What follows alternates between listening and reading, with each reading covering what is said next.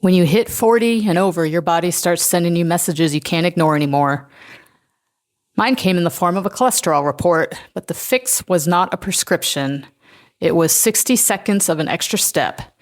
When I started milling my own flour, baking my own bread, my entire health profile changed. This is what simple, strong, resilient looks like over 40, and today I'm going to show you exactly how I did it. All right, let's get into making fresh milled flour and a loaf of bread.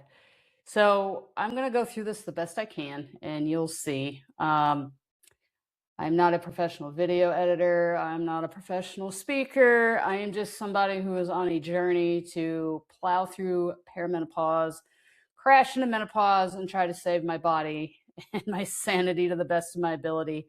So this comes from my cholesterol issue that came up not quite a year ago. No, it wasn't even a year ago. It was, I did my 6-month checkup in April and got the thumbs up that this two changes with the phenolic olive oil and changing over to fresh milled flour lowered my cholesterol. So it was October of last year. So not a year ago when it came up. So anyway, I want to show you and encourage you. This is only for encouragement purposes that you can make and bake flour or fresh milled flour into bread or loaves.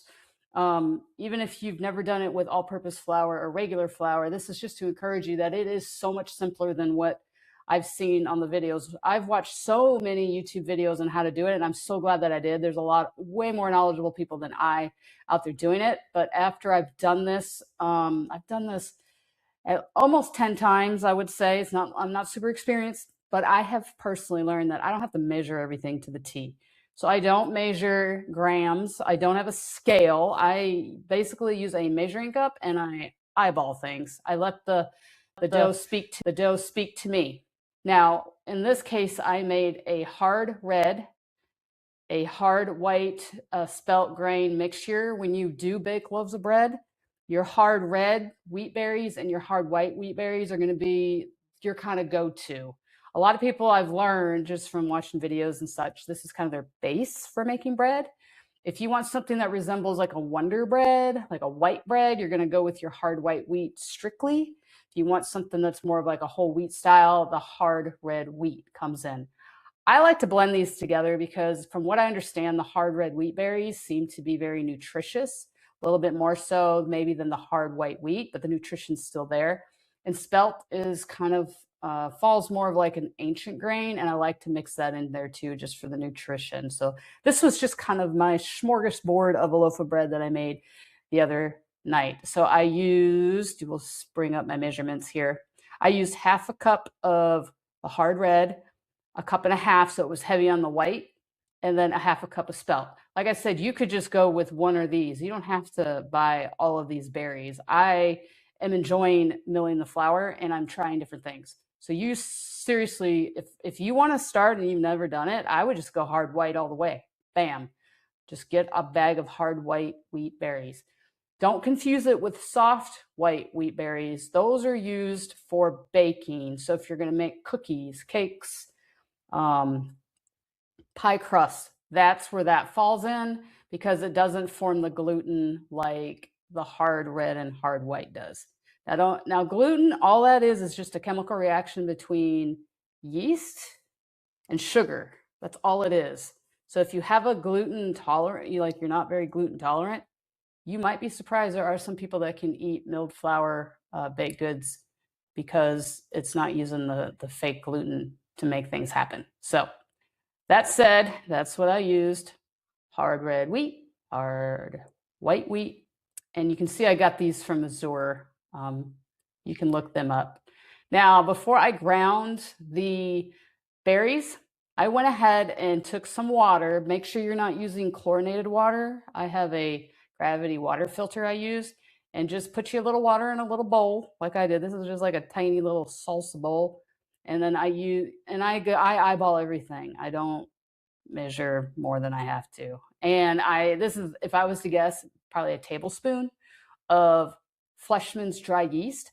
I do have a bag of yeast that I've been using since April of 2019 that's still alive, and I keep it in my freezer. No joke. I have a bag of yeast that I bought during COVID that was the last of it in the store where I was. It was kind of like a farmer's market style store, and it was like a big block. I'm still using it, and it's still alive and active.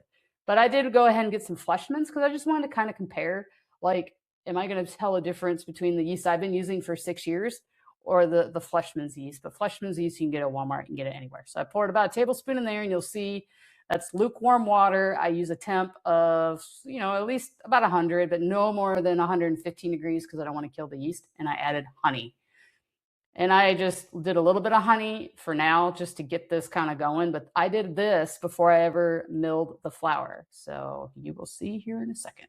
Here comes the honey. Local honey is always best, especially in your area if you can find it. All right. While that's setting, here I am milling my berries. I just mix them all up and pour them in my mixer mill grinder, and I let her rip.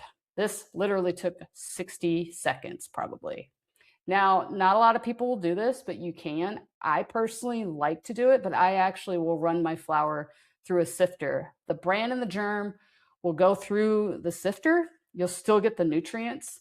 And what I did this time that I don't normally do, because I got to thinking, like, well, if all the nutrition's in the bran and the germ, I need to keep that. And a lot of people don't want it in there because when it's harder to get a rise, and I'll explain that momentarily of what I'm talking about. But for the sakes and purposes of this video, after I milled it, I went ahead and ran it through a sifter, old school sifter, and I'm going to save some of the germ and the bran.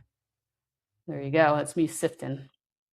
By the time I got done sifting all this, I wound up with about 3 cups of flour, and you'll see that here in a second. Okay, that's the bran and the germ. Now, you can discard this and you can give it to your chickens if you got them. They would love this. I saved a little bit this time to put on top of my bread. Normally I had discarded, but like I dawned on me, like, hello, you want all the nutrients and vitamins that come from this. So I did save about this much that you see here to throw on top of my loaf of bread before I baked it.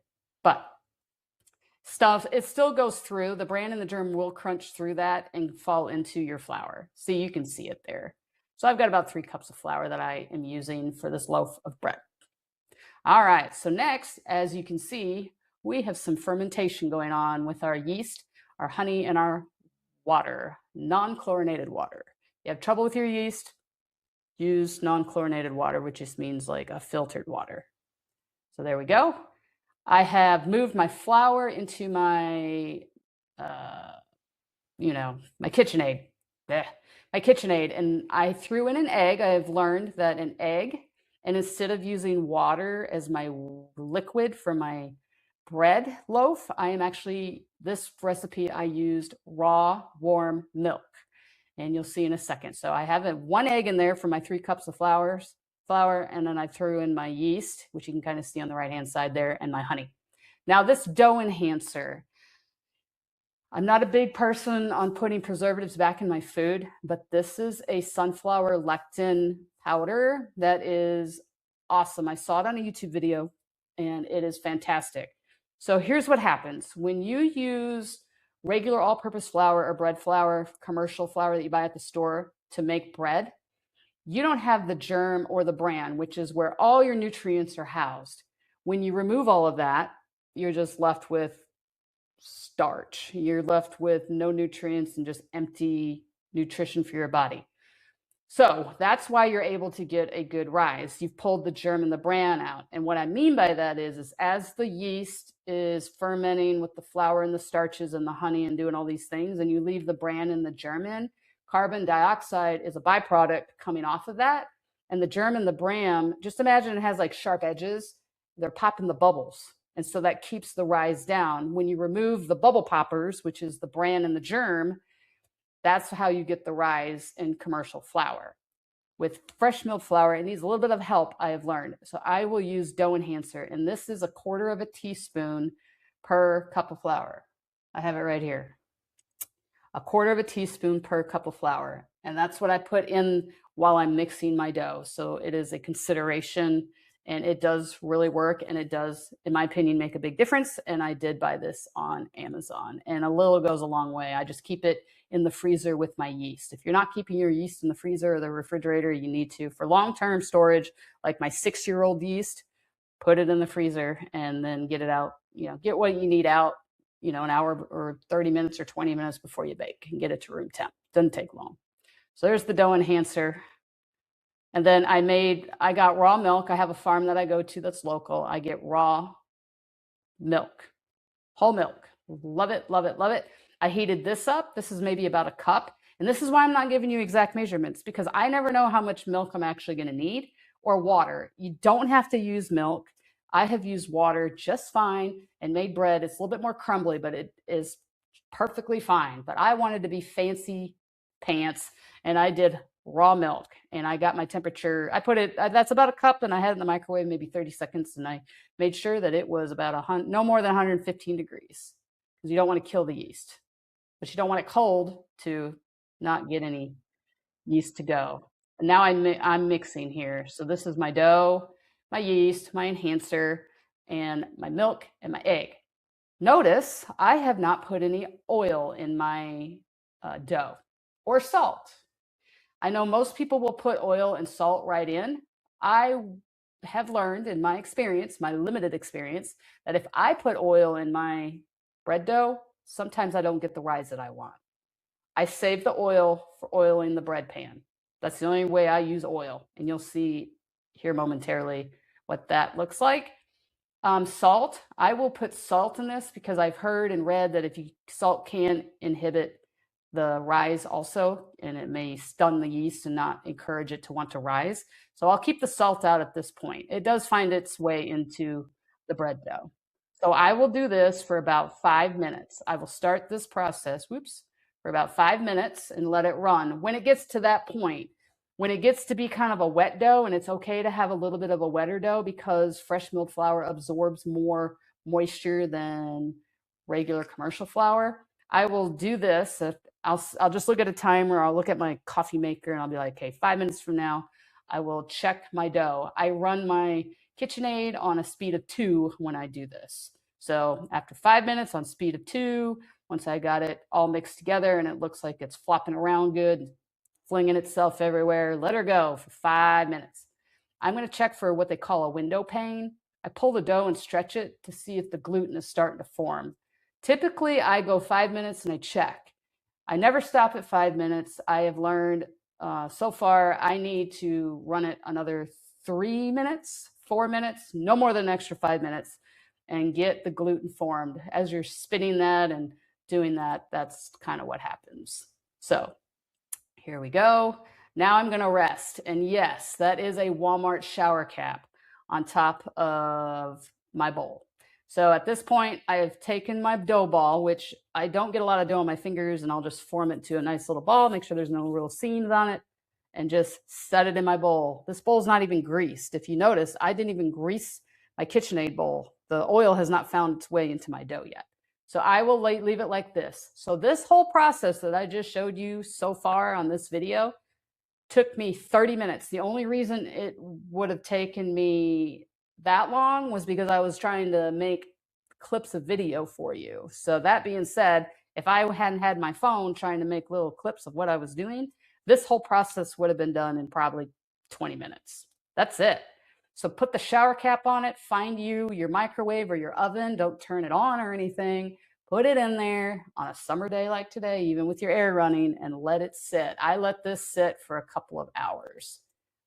So go off and run your errands, go to the bank, do whatever. And the puppy dogs always get the leftover milk. Well, not always. They did today. Now here's where my salt will find itself. After my dough has sat for a couple hours and you see the rise, because you can tell. If you don't believe it, take a picture of it before you put the shower cap on, and then take a picture of it in a couple hours. You will get a rise out of the dough. So I use Redmond's real salt. It's just where I've landed. I like it. Been using it for a few years now, and I can always refill my salt. So it's out of Utah, and I think a lot of people wind up using it because it's mined in the United States. So there's my salt. I'll use maybe a teaspoon. Here's kind of my rise, I think. I might have mixed up my video, but there is a rise. At this point, I will pull that dough out. If you'll just wet your hands a little bit with a little bit of water, you don't need to put oil on your hands, just a little bit of cool water. Make sure it's not chlorinated water. You'll be able to pick up this dough and you'll be able to form it. Now, I don't go into a whole kneading process because I already did all the kneading. And this is supposed to be simple. So I will take that teaspoon of salt, pour it on there, pick up my dough with my moist hands, and just kind of work it in. I don't even work it in that long. And then now I want to make my loaf of bread shape. And now you're going to see where the oil comes in.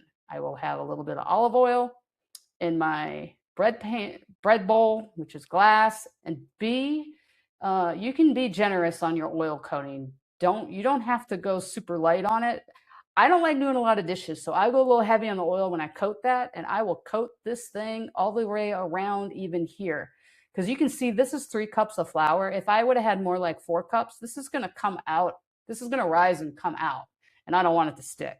I don't like doing a lot of dishes. I will take my shower cap back on after that first rise, after I shaped it, put my salt on it and oiled my bread pan, and I put it right back in the bowl and put my shower cap right back on and put it right back in the microwave or the oven.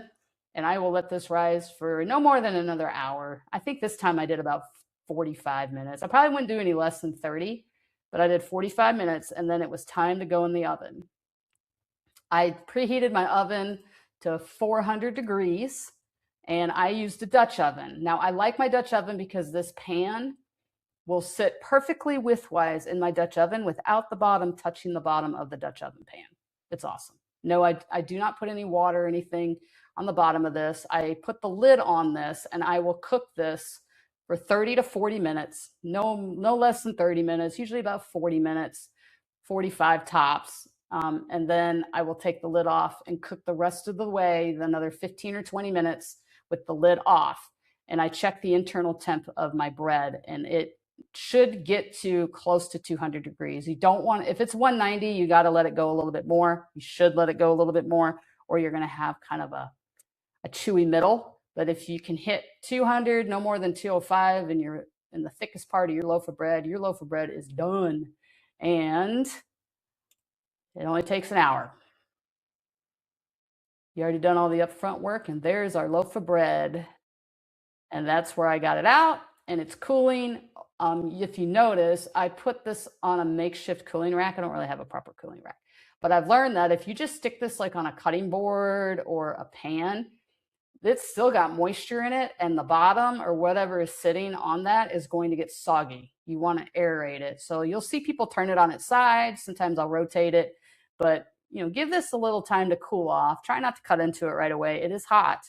But it is fabulous, but it's hot. I bet I waited 20 or 30 minutes, and finally I was waiting, but someone in the house couldn't wait, and they came and cut into it. Probably 15 minutes after I got it out of the oven. So that's why I didn't get a picture of the whole loaf, because Mr. Don cut into my bread, our bread.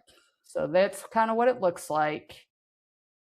And that's fresh milled loaf of bread. Now this bread here, is so much nutrition. The honey in it made it sweet. It wasn't that crumbly. The egg and the milk help with that, especially whole milk, especially raw milk. That was a good call on my part. And now this bread, today is Tuesday. I cooked this on Friday afternoon, early evening, and it's still sitting there. We got a little bit left, and it's still good. Now it needs to probably go ahead and get eaten up, but this bread has kept perfectly fine. And all this was just to encourage you to try fresh milled flour to make some bread. If you're having a cholesterol issue, if you're having a blood pressure issue, these are the 2 things, little changes that I made to try to fix my cholesterol and get my blood work where it needed to be, because I'm hell-bent on figuring out food for medicine, and that's what I wanted to say at the end of the video. If you stuck in with me through the video, thank you very much. This one was a rough one to work with the audio and the video, and it was challenging, but I learned some things, and I appreciate you. I really do that you did stick to the end, because it looks easy until you do it, and some videos are easy to do, some are not, and we're still learning. So anyway, if you found value in this, please let me know in the comments. If you try this, let me know in the comments. Just try changing 1 to 2 things. Try it for 3 to 6 months. And the numbers don't lie, okay? So numbers don't lie. I just want to encourage you to try this if you're having trouble with cholesterol and blood pressure and things along that lines. This could help you. All right, until next time, stay simple, stay strong.